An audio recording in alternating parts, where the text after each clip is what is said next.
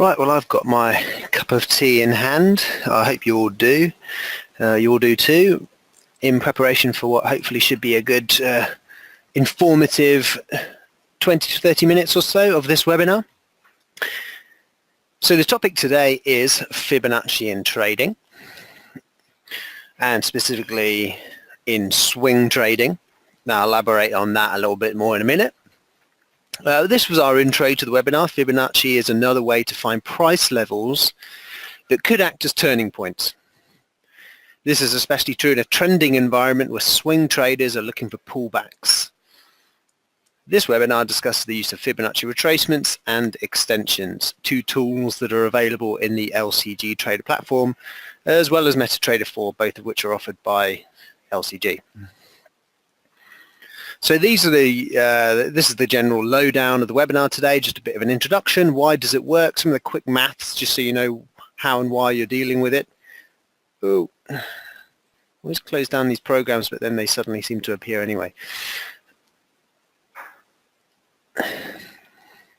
Why use it? A theoretical example, and then just some real examples from the LCG Trader platform. Why do the theoretical example? You say, well, just, we've got to cater to all levels of experience here. I think it is good to have the kind of general idea of what you're going for in mind before you then go and practice it. So what exactly is the Fibonacci doing for us, kind of thing? So it's all based around this the Fibonacci sequence. So those numbers are 0, 1, 1, 2, 3, 5 and onwards, and each number is found by adding up the two numbers before it. So 2 obviously is found by adding the two previous numbers, 1 and 1. Obviously 3 is found by adding 2 and 1, 5 is found by adding 2 and 3, etc. Now it's not so much these numbers in itself that are interesting, but it's more the ratio between them. Now I'll elaborate on that in just a minute. So why are we even looking at all this? Why are we looking at Fibonacci numbers? Why is that even relevant to trading? And how does this actually work? Why would these numbers mean anything? Why would the ratio of the numbers mean anything as well? Well, it's genuinely a mathematical force within nature. This is a shape that's been divided up according to the golden ratio, which is 0.618.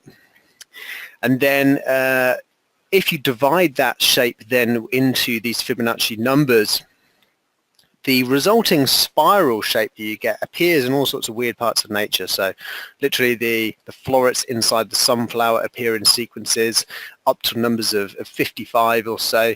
The shape of the waves in the ocean, the ratio of, for example, how certain parts of the digit of your finger between the knuckles, the ratio of your finger to the rest of your hand, your elbow to your wrist and your wrist to your hand. It literally all involves these different ratios from Fibonacci all the way up to the shape of spiral galaxies. So clearly this has some meaning in nature, and it's a whole deep discussion in itself. Some people actually argue that this is evidence in itself of a grand designer.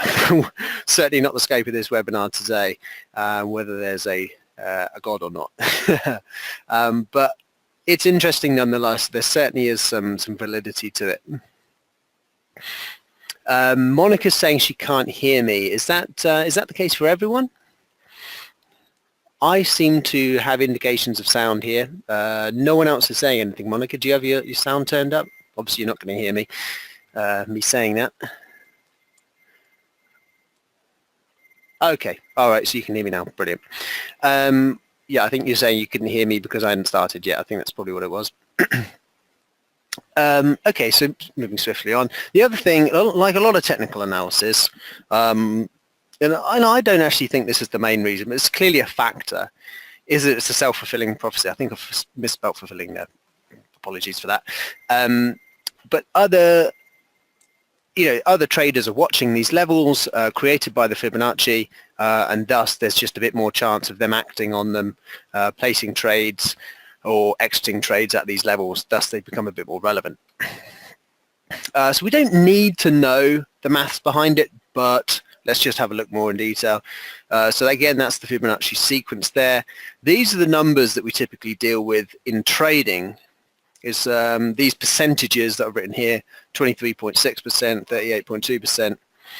How we got those numbers, now you know the way we got the sequence was by adding the two previous numbers together to get the next number.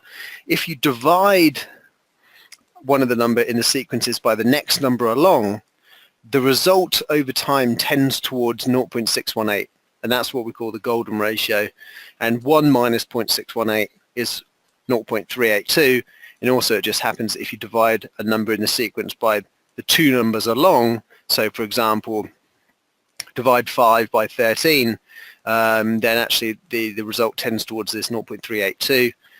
Same thing for three numbers along, 0.236, and then if you do 1 minus 0.236 you get 0.764, and so you can see these numbers here relate to these retracement levels that we use in trading.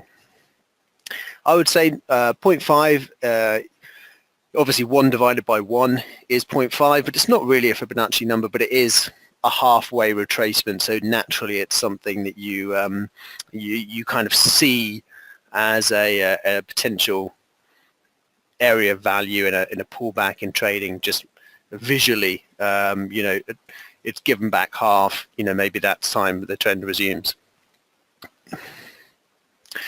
So why exactly are we using this Fibonacci? It's to help us measure retracements of a price move. So basically, general scenario being, we've seen a big price jump higher. It's too late to get onto that price move. It's already happened, but it is telling us that maybe a new trend is developing, but we don't want to buy right at the top of the market. We want to make for an area of value, and see here you can see that's 0.3. We're looking for a retracement or a pullback of a price move. Now you can also use it to when you've had the pullback, the price is starting to resume the trend again, and you want to know how far it's going to extend past the old high. Well, that gives you that's the way you can use it to find extension levels. And the other thing is, and we're going to certainly cover a bit more of this in detail when we get into the trading platform, is that it adds strength to support and resistance levels. So if you already have a particular price level in mind where you think the price might be due to turn around, if it matches up with a Fibonacci level, then it just becomes all the more strong and all the more likely to work as a turning point. Now, excuse the somewhat crude example. My artistic skills are, I would like to think, are not quite as the same level as the trading skills, but this is a sort of basic price movement here, obviously with all the kind of details removed. So initially the price jumps up here, it then pulls back half of that move, but unlike in a kind of range trading environment where you'd expect it to come back and test the lows or jump through the low and then come back and wibble all over the place, it only goes back half of that original move, extends, and then takes out the previous high, and we're now in what looks like a trending environment, right? So we have this big price move here, but price can only go in one direction for so long, and then we have this retracement. The price pulls back. Now here you can see I've deliberately put this extent of this move and the extent of this move being 61.8.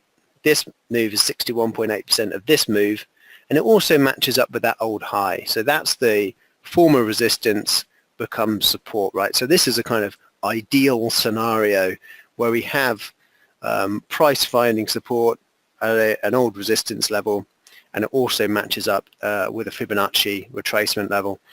And then the price obviously rebounds from there, and this particular move here is 127.2% of this price move here. So we've seen the price drop by that much. Now it extends beyond 127.2% of that, which tends to be another level that works when we're talking about extensions. So this is sort of how it should look, but easier said than done, obviously, right? This is the kind of textbook version of how Fibonacci tends to go down. Let's just jump gears to the trading platform, and hopefully we can dig up some kind of decent examples of what's taking place here. Now, if anyone has any particular market they want me to cover, certainly feel free to jot it into the questions box here, and I'll do my best with it. Like all indicators, it's not always a favorable environment, and that's a key skill in trading, is knowing when a particular tool is not telling you anything about the environment, and so not to lean on it. You know, if there's not a structure to the market, then you know what can you do?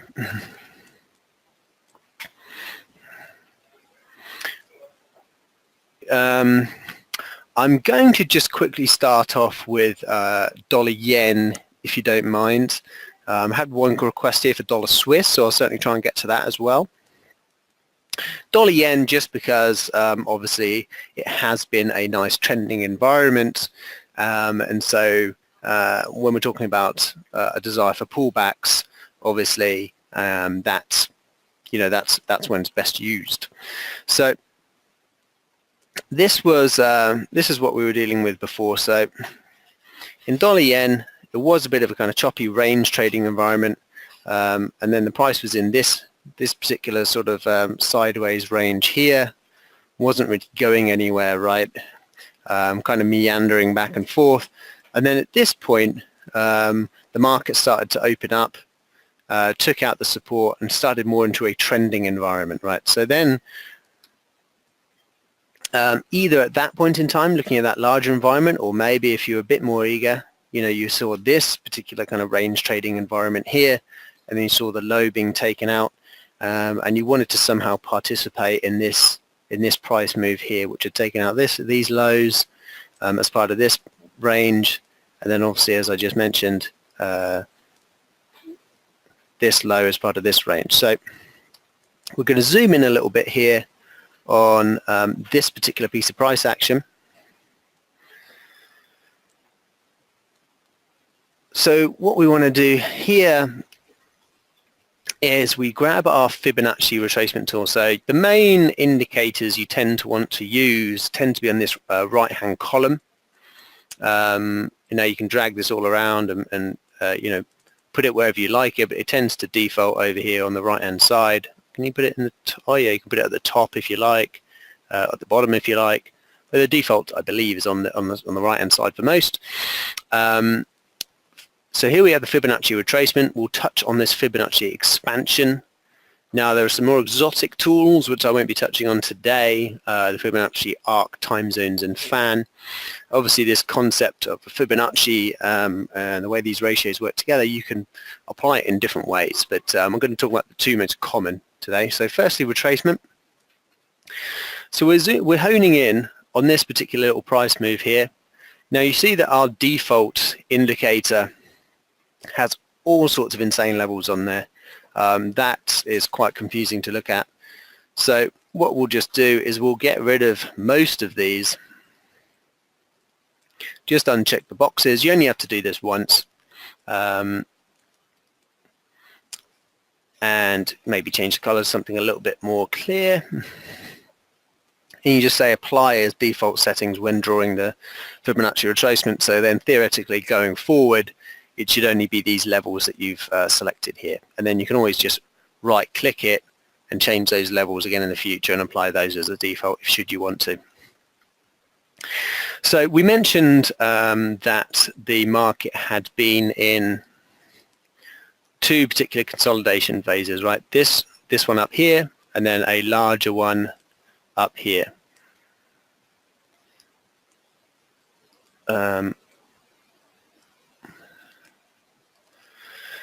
So this is the environment that we're breaking down through. Now if we jump down to the 4-hour time frame, so I'm jumping from a daily candlestick chart down to a 4-hour chart. This is the particular price move that we're interested in. This was basically the start, the top of the move, so that's why I've drawn the, I've started the Fibonacci from. So your 100% should be where the move started, and then your 0% is where it ends. And you can see that basically where this little retracement stopped was pretty much on the 38% retracement level. Now, you can see that that corresponds with, in this particular scenario, it's a little bit of a bump above this old support down here. So if we're talking about that as the bottom of the range, you can see we've clipped out the bottom of the range, we've come up to test it, haven't quite made the low, and so we've bumped up above to the 38.2. But you can also see that on this 4-hour time frame, it corresponds with the 50-period moving average, and so it's that moving average and the Fibonacci level that have combined together and saw the market begin to roll over. So this was quite a relatively shallow retracement. 38.4, it didn't line up with either these old lows here or this particular low here, but you can see there was a bit of a kind of sharp price bump here. And so whenever you tend to see these sharp reactions in the past, there's a lot of interest at those levels. So you can see we kind of bounced from there once, came down, managed to get through it that time, but on this third touch of it here, you can see this is this particular level here again caught the interest of the market. So it was a 38% retracement. The market then rolled over again. Let's look at the next leg down here in this downtrend. I'll remove some of these boxes. We don't want to look, it's getting a little bit confusing to see all those. We then extend the move down to here. So this was the start of our move. We've come right down to this low here. We're still confident the move down is going to continue, but as you can see, it's touched. If I zoom out a bit just to give it more context here, we were in this longer term range down here with this low here. The market's come down to just above that level, and we've seen a bit of a bounce, but again, as you can see, it's the 38% retracement level in combination with this old low through here where the market has bounced and found its resistance again. So here, this old low as resistance. We haven't got up to the 50-day moving average this time. It wasn't the average that helped us on the daily chart at least. Last time it was the 50-period moving average on the 4-hour chart, but you can see the price has bumped up to 38, and then it extends down again. So you can see that the combination of the old support turning into resistance and the 38% retracement level both worked. Another thing that can sometimes be useful is obviously there's various swings within this down move. Maybe we didn't need to take this whole move here. If we just drop where we're starting this from to lower down, now if I drop down to the 4-hour chart, just to see this in a bit more detail, you can see that we started at this high here, finished at this low here, and actually on this shorter move, it was the 61.8% retracement. So the 61.8% on this shorter term swing and the 38% retracement on this larger swing, and the fact that it was the old kind of structure lows, if you want to call it that, all combined together to be a nice little turning point, with the benefit of hindsight, obviously, that this downtrend continued to the downside. Now, at this point, we may be thinking, okay, we could say this, would say we were confident in this level working, we entered the trade, it all looked quite good. We had a bit of choppiness, but we eventually got down to the old lows. But then we thought, well, we think this downtrend is going to extend beyond that previous low. Where's it going to go? Well, so then it's at this point that you can start using the Fibonacci expansion tool. So again, over here in the indicator panel, It's going to be the same old thing where, you know, the initial levels presented are a bit hard to see. Well, it looks like this one might actually save my previous levels. So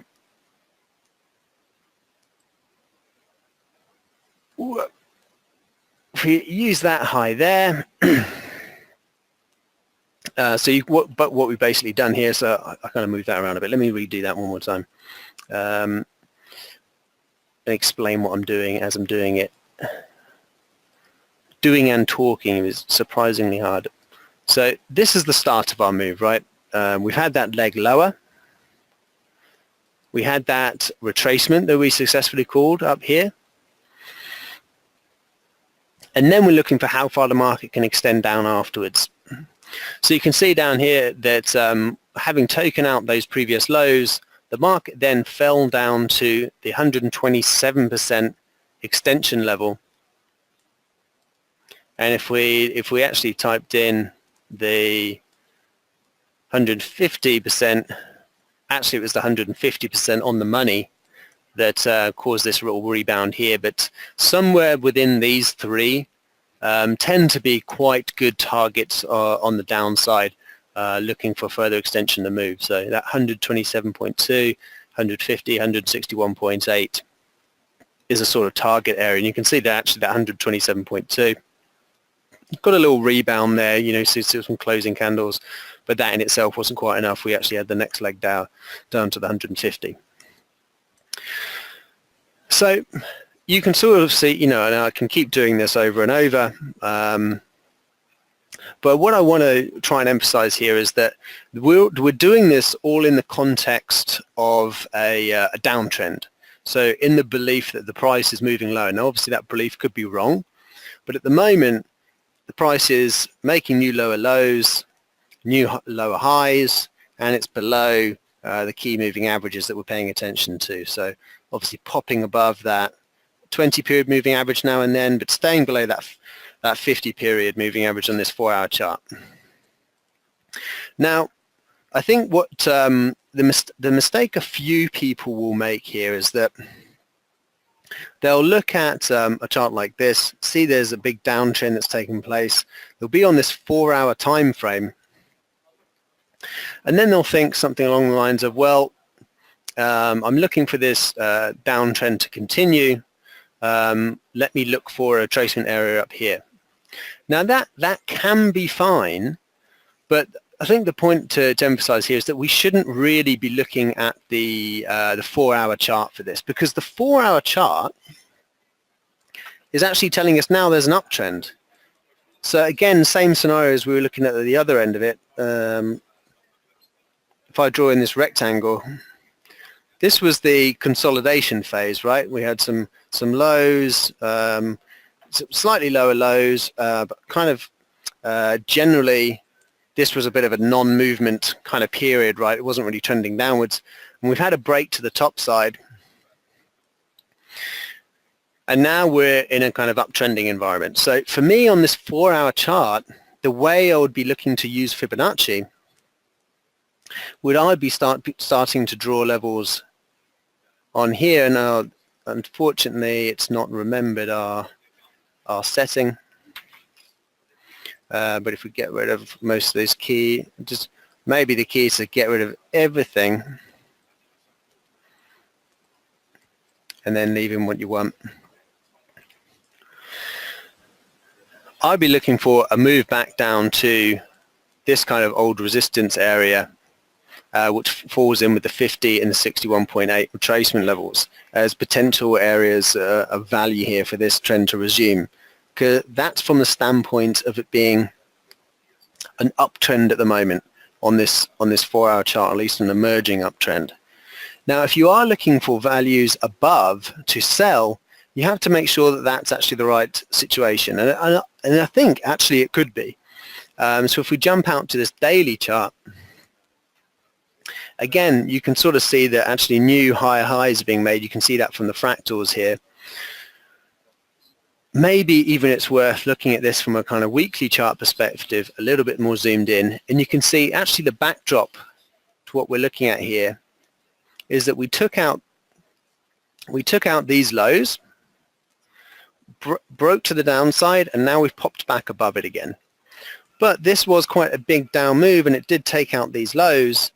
So if you're of the belief that this down leg is set to continue at some point, we are below these longer term moving averages, then that's when you start to draw your Fibonacci, either from these highs up here or from these lows here. And if we zoom in a bit on the daily chart, then you start to pinpoint some of your potential levels. And actually you can see this high up here that we talked about before working for this down leg. Well, again, it's being highlighted by the 61.8 retracement of that longer term move. That's using those highs here. You can even use that bigger level, depending on whether you want to use the spike high or not. It's sort of a preference thing. Then you have levels at either side of the peak here. You can see that this swing low over there corresponds with this version of a 61.8. So you've got two potential alternatives here. Now, from a kind of daily chart perspective, there's quite a big difference between here and here. But obviously, if you're viewing from more like a weekly long-term trading perspective, actually the difference between those two levels is a bit more marginal. It's literally in that trading zone there. So if you're selling in there looking for this long-term leg to resume, you're looking for some sort of big, multiple week move to resume to the downside from there. But the main point would be that would be a counter trend trade if you're looking on a daily or a 4-hour chart. At the moment, the daily chart's trending higher. The 4-hour chart's trending higher. If you're looking to target 50 pips or so, really the momentum is with you on the upside. So if you're looking to trade down from this big level to trade for, say, 50, even 100 pip drop, you're going counter trend basically. And while that could work, you can see that there's a fair amount of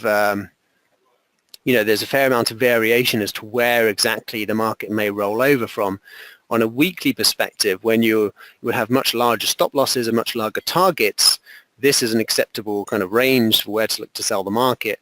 From a kind of 4-hour perspective, where you may be using a 30 pip stop loss, 20 pip stop loss to target 50 or 100 pips, then selling from up here doesn't make sense. It makes sense to kind of go with the current trend until there's some evidence that actually it's taken out the lows and the trend isn't in place anymore. Now, again, this is all in the context of a trading environment. I was going to look at the euro, but actually someone mentioned dollar Swissy. So let's see if I can pull that up, because that's normally pretty much a mirror image of the euro. So I'll go US CHF. There she blows. So nice trend, obviously emerging on that hourly chart, and in fact on the dollar Swissy, actually I don't always look at this market, but a lot more trendy than the euro at the moment, actually, which is quite interesting. Obviously the dollar being the predominant currency in this scenario, whereas in the euro dollar it's more of an even match. Obviously we've got the ECB tomorrow, it just so happens. Whereas the dollar, because the yields on US government bonds are earning that much more, people putting their money back into dollars to earn those yields, dollar gaining some traction here. So a pretty strong uptrend in place. But greater scheme of things, it's a bit of a choppy market, right? I mean, is on this kind of daily scale, or maybe on the kind of weekly scale. It's a bit difficult to draw because we've obviously got that SMB crisis candle over here, which makes our weekly chart a bit strange. But you can see we'll be going pretty sideways, right? So in this particular scenario, for me, it makes sense to look for a retracement level of this leg to sell the market lower No, it wouldn't, because we're really in this kind of trading range. Can extend it right back over here. This is the environment we're in, a sideways environment, right? So don't look for a leg lower and then a retracement within a sideways environment, because really, whether it's a range trade, you're looking for shorts at the top of the range and longs at the bottom of the range. And typically, there will be kind of intermediary levels. So maybe this high over here has roughly worked again up here. We've got this level here, which is obviously internally worked a few times. They'll drop through it and back again recently. But on this kind of scale, am I looking for a retracement of this leg lower? No. But this daily trend has obviously been absolutely ripping higher. And so I would be looking for another one of these little situations. Now, this has been going for a while, so I think there's actually quite good scope for a longer term correction. But, you know, first things first, you just draw the Fibonacci from this latest leg. And, you know, this has been extending for quite a few days. Obviously, you got the old high there. That lines up with the 61.8, so that would be quite a high probability situation down.